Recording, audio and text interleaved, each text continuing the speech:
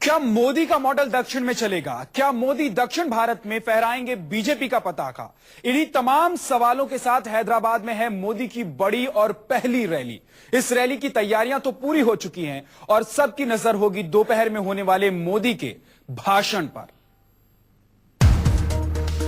दक्षिण में चलेगा मोदी का जादू,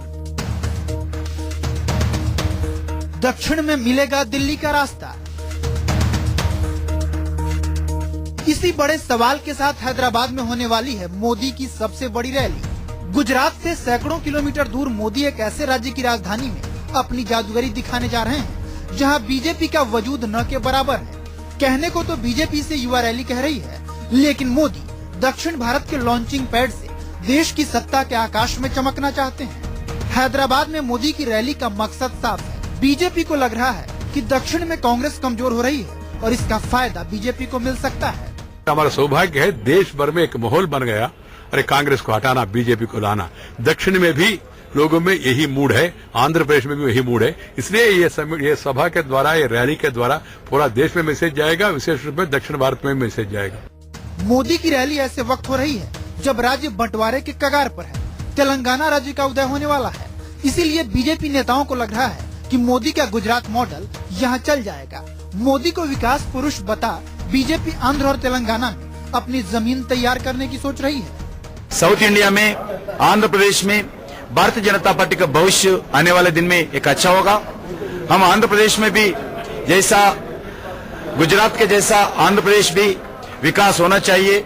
आंध्र प्रदेश का जनता भी विकास के लिए तड़प रहे हैं। लेकिन मोदी की ये रैली ऐसे शहर में हो रही है जहां एमआईएम जैसी पार्टी का गढ़ है, सांप्रदायिकता का इतिहास रहा है। ऐसे में मोदी की रैली का अगर सबसे ज्यादा किसी पर असर पड़ेगा तो वो है ओवैसी की एमआईएम।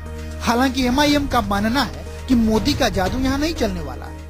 हम तो ये तय कर चुके हैं कि जहाँ कहीं भी नरेंद्र मोदी से हम जमहूरी तौर से मुकाबला करना है, मुकाबला करेंगे। अब ये हिंदुस्तान की आवाम को फैसला तय करना है कि क्या वो इस मुल्क को सेकुलरिज्म की तरफ लेकर जाएंगे। जो इस मुल्क का जो इतिहास है, जो रूह है, वो सेकुलरिज्म है, क्या उस पर कायम रहेंगे या फिर ये मुल्क फैशिज्म की तरफ जाएगा।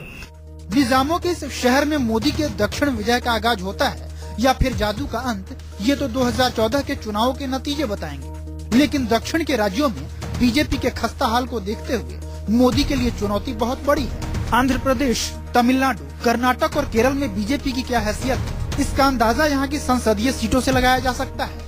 आंध्र प्रदेश में 42 सीटों में बीजेपी का एक भी सांसद नहीं है। तमिलनाडु में 39 लोकसभा सीटों में बीजेपी का कोई सांसद नहीं है। कर्नाटक में 28 लोकसभा सीटों में बीजेपी के 18 सांसद हैं। केरल की 20 लोकसभा सीटों में बीजेपी का एक भी सांसद नहीं। यानी दक्षिण के 4 राज्यों से कुल 129 सांसद चुनकर आते हैं, इसमें बीजेपी के सिर्फ 18 सांसद हैं। जाहिर है कर्नाटक को छोड़ बीजेपी का कहीं वजूद तक नहीं। कर्नाटक में तो बीजेपी ने एक बार सरकार भी बनाई, लेकिन येदियुरप्पा की वजह से पार्टी चारों खाने चित हो गई। जाहिर है मोदी के लिए दक्षिण इतनी बड़ी चुनौती है जिसमें अगर कामयाब हो गए तो बीजेपी को बड़ा फायदा हो सकता है और मोदी का प्रधानमंत्री बनने का सपना भी साकार हो सकता है।